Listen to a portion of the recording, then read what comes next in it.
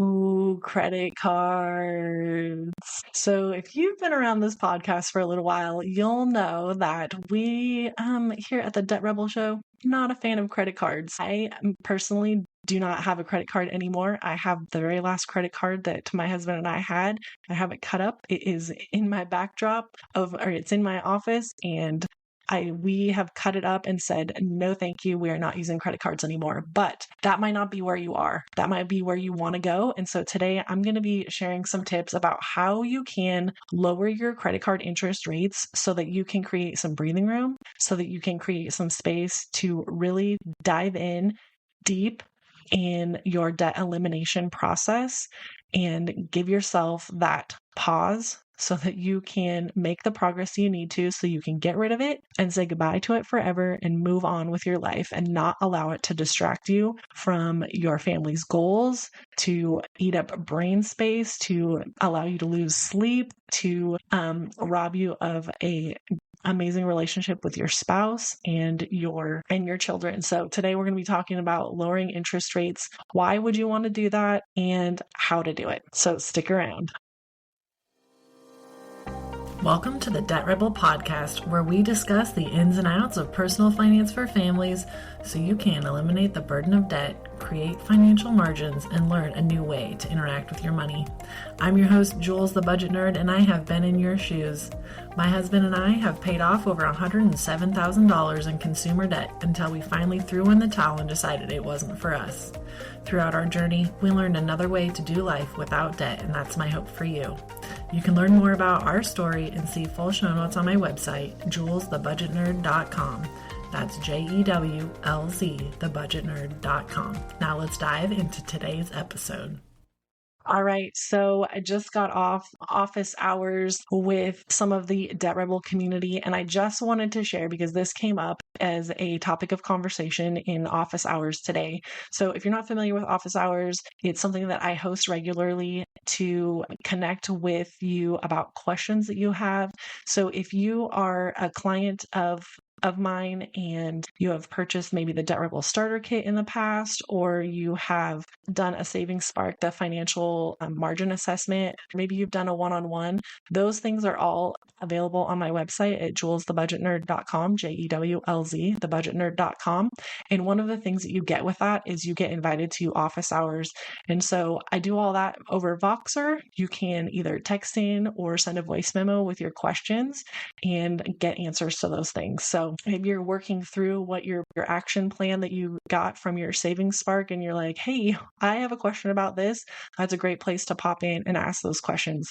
So this question, the topic for this podcast today came from those office hours. So I wanted to talk a little bit more about how do you lower your credit card interest rates and why would you even want to do that in the first place? So one of the things that you want to think about when it comes to your credit cards. Interest rates are important, but aren't important. So let me explain. In the big picture, interest rates are what determine how much and how quickly you can pay off your debt. So if you have a 25% interest rate on your credit card, the interest is going to accrue very fast based on the amount that your balance is. So if your balance is a higher amount, it's going to add up quicker. You'll never be able to pay off your debt if you're making minimum payments. So that's why you want to pay them off as quickly as possible. I have found in my own personal journey that having a credit card at all, even though I was paying it off on a regular basis, was not something that we could sustain long term. And one of the reasons why we couldn't sustain that long term is because that was a boundary that we needed to set for ourselves, that having that readily available was allowing us to overspend and spend beyond what we needed. It made it so that I could just put it on the card and then I was going to pay it off the next payday. And it made sense in the short term so that I could get some airline miles, but then we overspent because it was creating an extra step in my financial process. So I was putting it on the credit card and then had to wait till payday. Payday would come, then I would pay it. Instead, if I had just used my debit card, I could have just paid for it on the day that I bought the thing. And so once we eliminated that, and also there's annual fees for that. There's the one time that I missed it and missed the payday, or excuse me, missed the payment date. And then even though it was 0% interest, if you miss it, then you get late fees, then the interest creeps up. And so then all these extra fees were coming in, and I was like, I'm not doing this anymore. It wasn't worth it. So we paid that card off and then cut it up. And that is the one that is sitting in my home right now so that I can be reminded that that's not where we want to go back. But today I want to talk about, if you do have credit cards, what do you do about it so that you can get it paid down and paid off so that you can cut it up also and just be done with that part of your life. So on Voxer Office Hours today, we talked about how do you do that? What does that even mean to lower your credit card interest rates? So one thing that we did especially if you're not able to make your monthly payments, your minimums, you want to call your credit card companies, any debts that you have, you want to call and communicate that to them right away and let them know, you know what, I'm in over my head. I cannot make the minimum payments on these cards. And so if you do, you can call and let them know that, but also in that process, they might have some options available for you to lower your credit card interest rates. Now, if you're able to make the minimum payments, continue doing that, but you can also call and say, hey, this is getting out of control, and I just want to know, is there a lower interest rate available? Now, it kind of sounds crazy, right? Because you're like, that's what they're in the business of, is loaning you money. However, they want you to create a balance and not pay it off, but they also don't want you to default on it. So they don't want you to get to a spot where you can't pay it. It's kind of like, a seesaw at recess where they're like, okay, it's kind of like back and forth, like, where's the balance here? And so if you get to a spot where you're like, I am not going to be using this anymore, you don't necessarily have to communicate that to them, but you can call them and say, hey, I'm having some financial challenges and I would really like to see if there is a lower interest rate available. Now, they could say yes, and there you go. You have a lower interest rate so that you can find some more money to pay that off quicker, and that interest isn't going to accrue as fast. Or they could say no, and then you'll have your answer. But most of the time, if you call and you're upfront and say, hey, this is a scenario that I'm in right now, is there some relief available? They might be able to give you a lower interest rate. They might be able to forgive a payment for a month. There's some things that they can offer you. Now, if you hear on any kind of your installment loans, if you hear anything about refinancing, that's a different type of that's a credit relief that you definitely want to look more into, because there's usually more fees involved with that. But when it comes to your credit cards, that your revolving stuff, maybe you've put your power bill on there, or you've put groceries on there, those things are not collateral, so they can't come and repossess those things. But if you have things like a car payment, or you have purchased furniture or things like that they can come and take from you because you don't make the payments, then that's a different scenario.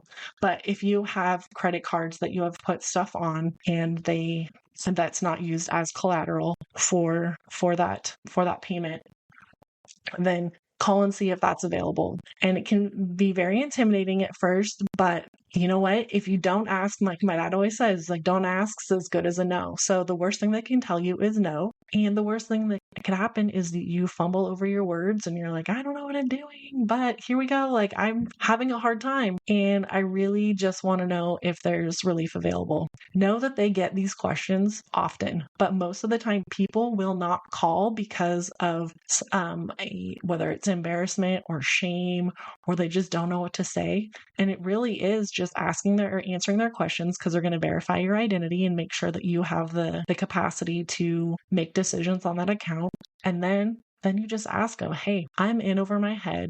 I want to know, do you have any kind of relief available? Can I lower my interest rate so that I can make some progress? Now, when they say yes, go through that process and get that set up. Make sure that whatever it is, that payment that you've agreed to is something that you can maintain. So it's helpful if you go into that conversation knowing what your budget looks like and what you can afford on a monthly basis. So if you haven't made your very first budget, go to my website. You can take the 5-day challenge at jewlzthebudgetnerd.com, Jewlz, thebudgetnerd.com. And that's the first 5 steps to creating a survival mode budget. And also some other ways that you can create some margin in there so that you can free up some money to put towards your credit card. Cards to get those paid off. Once you have that figured out and they have said yes, then that's when you really want to go to work at finding all the places that you can find money, and listen to other episodes of this podcast because there's plenty of ways that you can find. Episode 26, we'll talk about decluttering, how you can find money that's sitting around your house and get that money back into your hands so that you can use it to eliminate this debt. So I hope that this was helpful for you. And if you have more questions about anything when it comes to budgeting or debt elimination, I want to answer those for you. So I do an episode every month that's just listener submitted questions. And so you can find that link on the show notes and you can submit those questions there so that I can answer those live on the podcast here. If you are like, hey, you know what, this is really good. I've been listening to the show for a little while. And I really want to get organized. I really want to stop chasing my tail. I want to stop pushing the can down the road when it comes to my finances and just really eliminate your debt. I want to help you with that. And I want to help you create some systems, but also some accountability so that you can have success. Now, the really cool thing about being a coach is I'm going to equip you and empower you, but you're the one that's going to carry out the game plan. So I'll help you create your game plan, but you're the one that's going to carry it out. And that's the best way that you can have long-term success. In my scenario of eliminating $107,000 of our own personal debt, if I had someone just write a check for all of it, I never would have learned the lessons that I have that I'm now teaching through the Debt Rebel podcast and through my financial coaching practice. So know that, you know what, financial coach might not be your next step on this journey, but whatever your next step is on the journey, that going through this process is going to teach you so much more than just the numbers of your money. It's going to give you a better relationship with your money. It's going to give you a better relationship with your family. It's going to allow you to follow the dreams that maybe you've put aside for a really long time because money just wasn't there. So if that's something that you want to work on, I absolutely want to work with you. You can reach me on my website. Just let's chat. If you are like, hey, I don't even know where to start, we can start with a video call and I can help you talk through some things and figuring out what's the best game plan for you to move forward so that you can address this and not have to deal with it ever again, so that you can live the life that you want with your family, whatever that looks like for you. So Debt Rebels, thank you so much for listening and we'll talk soon. Thank you for listening to the Debt Rebel podcast. Now, if you want to take your next step, check out my website, jewlzthebudgetnerd.com. That's Jewlz, thebudgetnerd.com. I've created a bunch of resources just for you. So hop on over, check it out, and we can connect more there. If you loved today's episode, I would be honored if you would hit that subscribe button and leave me a review. And remember, every step towards financial independence is a rebellion against debt. So stay strong, keep pushing forward, and fight the good fight. Until next time, Debt Rebels, stay resilient.